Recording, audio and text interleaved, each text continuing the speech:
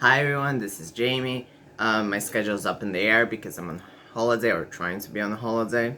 So I'll just get into today's topic and I'm sorry for the delay. So I wanted to talk about how makeup and in general, because we live in a society, we have herd mentality obviously. And that spreads to our consumerism, the items we decide to use, and it's seen in fashion, it's seen in our choices, it's seen in our values, and obviously we don't want to get judged, we want to be accepted. Well, very often obviously there are people, and sometimes even I fall into the category where I just don't care what people think, and sometimes I catch myself thinking that I want to do the opposite of what people do. But regardless, we still get influenced by the popular opinion, whether we want to rebel against it or not. It's just basic sociology and basic human interactions. So, what I wanted to talk was about how, because of this herd mentality, we have prices being acceptable, for instance, for makeup. So makeup has become trendy. We've had a very big boost of YouTube influencers, which were beauty gurus. Right now we don't have that many, but makeup is still an item which a lot of people desire, and a lot of people still want to be beauty gurus in some extent or the other, whether it's for TikTok, Instagram, YouTube, and etc. So, hell, even I do makeup reviews or whatever every once in a while. So, I wanted to address that because of that, that regulates the market, and it also affects. So, for instance, we have obviously cancel culture, and for instance, we have some celebrities which have been in the makeup community and haven't been for so long, but it really depends on what this herd thinks, whether they are acceptable or not to be in the beauty community.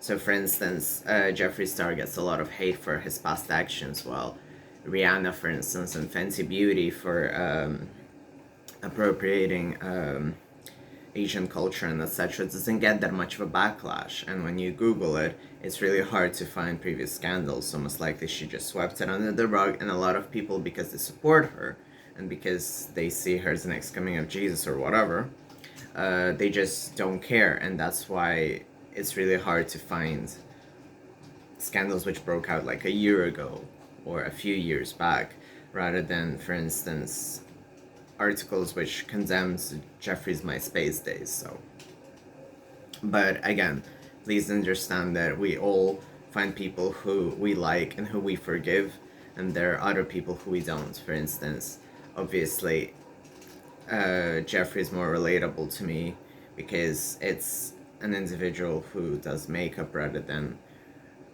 the 70,000 woman who does makeup. To me, Rihanna is nothing innovative.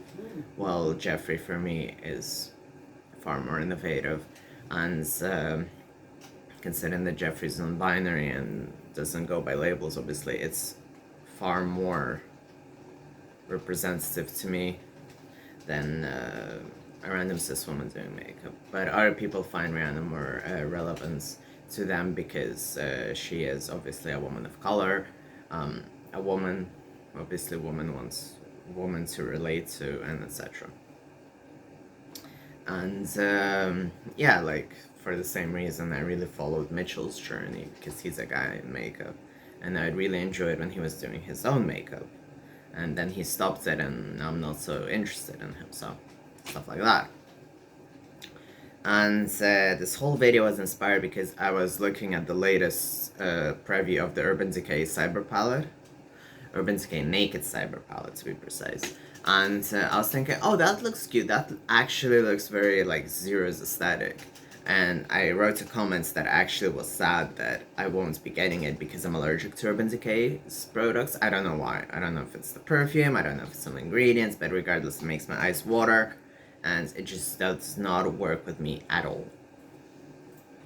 So I wrote a comment, and then I saw like literally everyone attacking that the package is cute, but the makeup inside is terrible. And I was like, well, and I couldn't find any positive comments, but maybe that's because I I went really early in the comment section, etc.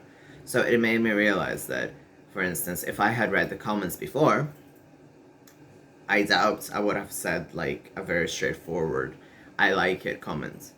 I would have maybe said, I don't care what other people think, this is cute. But the point is, we still care what other people think. That's my point. Then, as I mentioned before with prices, so I also was looking for makeup news, and there's the latest Pat McGrath palette, and I've never liked Pat McGrath. I think the colors are dull, the payoff looks really sheer, and yeah, sure, she released her, I think it's Infinity Eyes or something. I'm really sorry, I'm not big on Pat McGrath, but basically she did an eyeshadow one stick, which is like a primer, and it's supposed to make everything else show up, and it's something like under $40. And I was like, well, I can get an eyeshadow primer at NYX for less, I can get one at Essence for less, and this is where I think, just like we choose which drama to follow, which people to support and which not, we tend to decide which price is acceptable and which isn't. And I really wish we kind of lived in a society, a different one, where it was okay to say stuff like, yeah, that price is obscene and you shouldn't be paying like over 100 for a palette which will perform the same as something else, or which looks similar to something else. To be honest, I never understood the obsession of sheer palettes, because I feel like you can already get sheer palettes at the drugstore. When you want extreme payoff, that's when you go for more expensive stuff. But right now, when we look at stuff like Essence or Catrice would be a good sheer one, actually. But like Essence has good payoff, and like Jeffree Star obviously will have better payoff. But if I want like something cheaper and I'm looking for a color and Essence happens to have it, I'll get it from Essence. And it's more easily available. For instance, it's easier for me to go to the drugstore and buy an Essence single shade or a palette than it is for me to order something online and get it delivered and wait and etc. But again, I'm heavily against buying online. And I only do it unless I really like a product and I know that I cannot get it any other way. Like, I order a lot of KVD products because I really enjoy the brand, KVD Beauty. And I've ordered from them about like 3 times, and I do wait for a long while, but I know that I will use the product and it will last me a very long while and I'll be obsessed with it, So again, I get a bit hypocritical, and we're all a bit hypocritical if you think about it. So we all decide what we should do and what we should not, what we should pay for a lot, what we shouldn't pay for a lot. So I wanted to say that I wish there was a trend of us deciding for ourselves rather than following the herd. So yeah. Let's all think a bit more with our noggin. Either.